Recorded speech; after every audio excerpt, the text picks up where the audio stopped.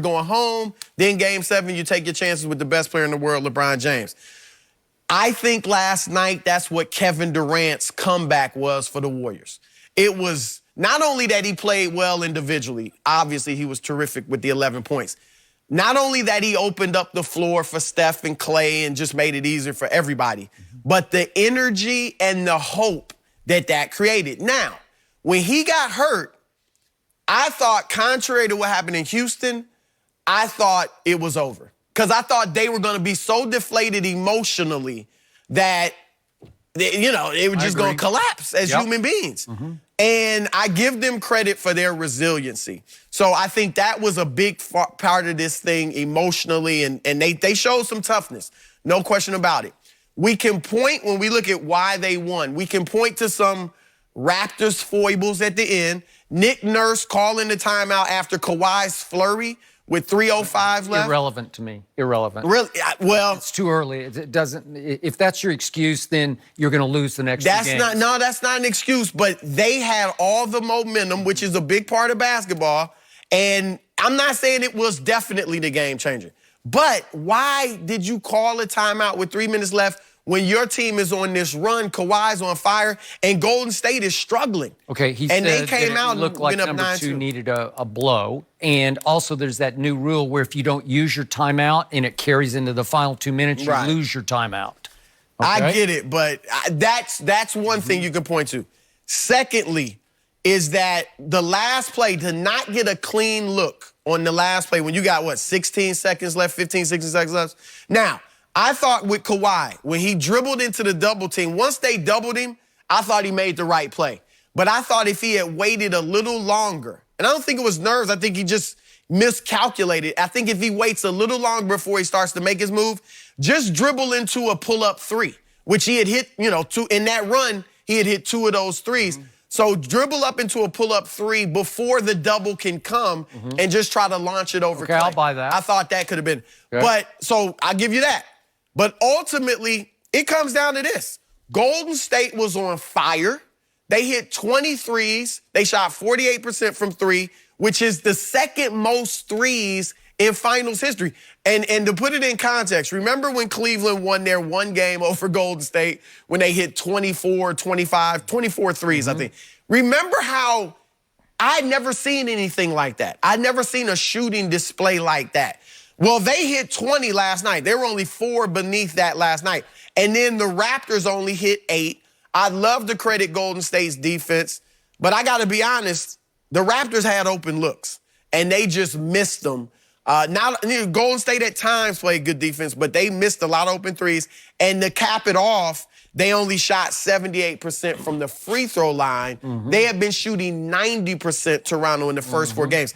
So they shot uncharacteristically poorly in this game, considering how they've been in the first 4 games.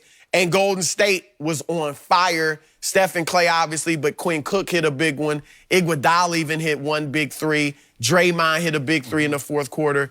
And Cousins came and played well like he did in game 2. So, but ultimately, if I had to say one thing, Skip, out of all I said, I say the shooting. 23s for Golden State, 8 for Toronto. And that was quick point of order before Shannon goes. No, go ahead, Skip, take off. You take it. In the second half, before Steph Curry hit the biggest three-point shot of his career, to tie it. Right. He was 1 for 8 in the second half from 3. So he had hit a cold spell. So I got you with the 23s, but he seemed so cold that it was against all odds that he was going to take that shot, which was a contested 3. It wasn't a clean look. It wasn't wide open. He had to create it off, he was on the move, right? Yeah. Okay. He was coming around it, yep. Here's what I saw. I saw the all-time classic premature celebration. And it was psychological, but you could just feel that building erupt after number 2 went on a Jordan-esque salvo, and he scores 10 points in less than 2 minutes, starting at the 5:13 mark down to 3:28. Once that happened, you could just feel the roof lift off that arena, and it was like Toronto was prematurely celebrating their first NBA championship. Shannon Sharp, somewhere in Atlanta last night, was prematurely celebrating because he thought it was over, and he thought that number 2 had crowned himself as the MVP, and he had shown you he could take over a game the way Jordan or LeBron or Kobe or whoever, or Magic or Bird or whoever you want to talk about had taken over. He had gone all-time in that stretch. And I'll give you, he did go all-time in that stretch, but the game was not over. There was 3:28 left. And even though it looked to my eyes like Golden State had hit the proverbial wall, they had just run out of gas and out of miracles, it looked like Steph was so cold at 1 for 8 in the second half that there is no way they're going to figure out how to come back. And then the biggest shot, momentum-wise, of the game is Klay hit his first 3. And it was a shocker because all of a sudden, boom, you're saying, wait a second, they're back in the game All that was now. coming out of that timeout. Okay. Just quickly to your point, I do agree. I think that the Raptors, I didn't feel like Golden State was done because with the 3-point shot, you're never Especially out of it those now. two Right, out there? especially with that team, you're never out of it. But I think maybe that's why Nurse felt comfortable calling that timeout. And you're right, maybe it was legitimate reasons that he gave, but that may have been part of it too. We got this. Let's calm everybody down. Okay. Let's We get got our this. composure. Here we go. And he felt now let's fine just calling play it out. And then the other shock to me, even though they got Clayed and Stephed and then finally Clayed with the game winner, Golden State survived and won another huge game in spite of itself.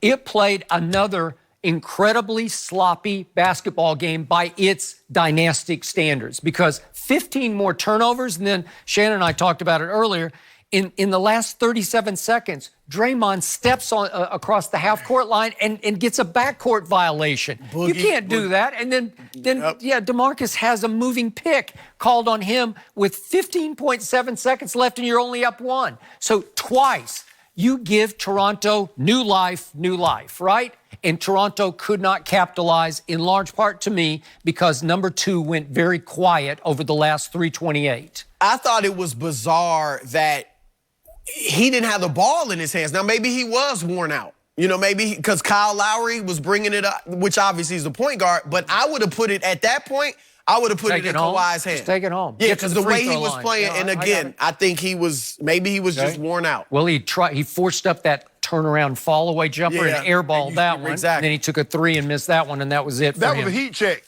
That was a heat check, Skip. Yep. He had I'm feeling good. I pulled up for 2 threes. I got into the basket, almost got an and one on Iggy. I hit another pull-up. So that was a heat check to see where he actually was at that point in time. But I thought Kevin Durant's influence on this ball game, although he only played 12 minutes, the 11 points and the opening of the court, he allowed Klay and Steph to get looks that they did not enjoy in the first 4 games that they played in. And so now he let them find a rhythm. And the one thing you know about great shooters, once they get a rhythm, it's hard to get them out of that rhythm. You see, Skip, that's what happened in game 3, is that Steph didn't have anybody to come along with him. And we talked about it. If he had Klay to come along with him. Now, in game 4, Klay came along, but Steph didn't come with him. In this game, both of them was riding.